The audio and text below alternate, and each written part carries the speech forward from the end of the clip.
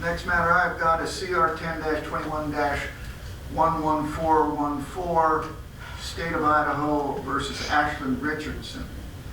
Are you Ms. Richardson? I am. All right. And Ms. Richardson, we're conducting this by way of Zoom. So if there's a technical issue and I fade out or the link breaks up, could you let the sheriff's office know or wave your hands or let me know there's a problem? Yes, sir. Okay. So, Ms. Richardson, I have got a notification of a rights form. It has a series of initials on the left-hand side, and there is a signature at the bottom. Is that your signature?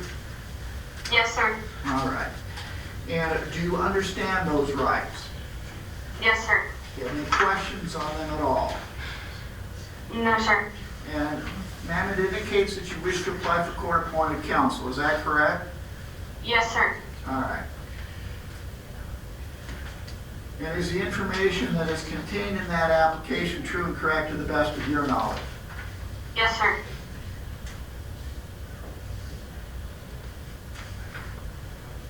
All right, I'm going to find that you qualify for the public defender. I'm going to go ahead and appoint the public defender to represent you.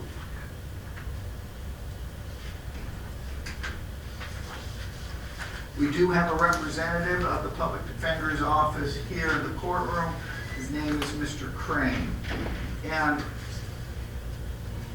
Ms. Richardson, what I generally do when an individual indicates they wish to be represented by counsel, generally what I do is set this for a preliminary hearing.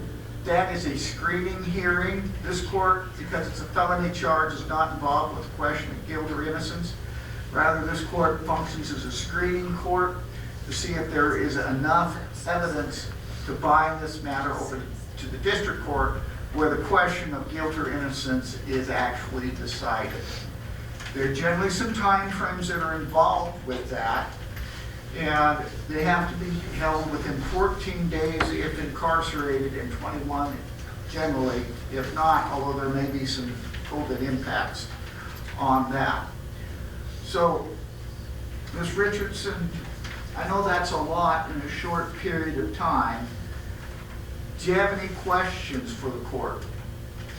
Not at this time. All right, so we'll go ahead and we'll get a date for the preliminary hearing. That will give you some time to talk to the public defender, discuss the matter with him or her, and perhaps assist in preparing you for that preliminary hearing.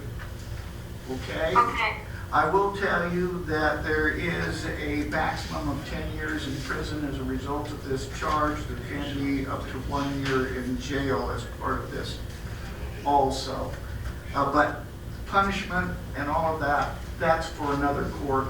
Again, I'm simply here to perform the initial appearance and set this for that screening hearing.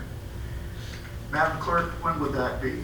December 14th, 1:30. December 14th at 1:30 is the date that is set for that. And let me see if Mr. Crane has got any input for the court. I don't, Your Honor. All right. So we've gone ahead, we've appointed a public defender to represent you, we've set the preliminary hearing, and I've explained to you what the potential penalties are as it pertains to this case.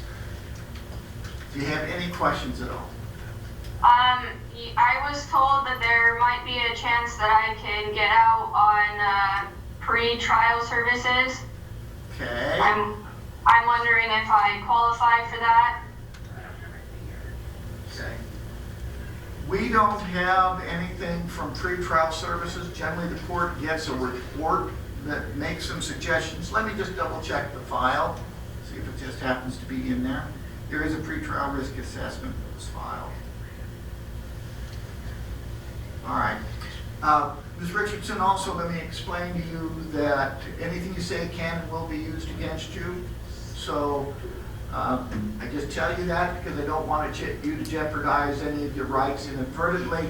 I can tell you that the pretrial service report is in the file, indicates that there is a high to medium risk involved, and that based upon that, release without bond probably is not appropriate. I do have your prior record, and I don't want to impact how this case proceeds, but I do have some of the issues that you've dealt with before. Looks like there might have been one failure to appear. So, Ms. Richardson, given the information I have, at least at this time, now, you can bring the issue up again at a later date, but given the information I have right now, the bond is already set at a relatively, well, I shouldn't say minimal amount, but let me double check. Looks like bond You're cutting out, sir. was set at $7,500. So the bond seems reasonable given the information I have. Given the recommendations, my inclination, at least right now, is to deny a pretrial service request release. But talk to your attorney. They can make the request again. But given the information I have, I'm just not inclined to release you on pretrial services at this time. Okay? Okay. All right. Anything else, ma'am? No, that is all. All right. Good luck. Thank you, sir.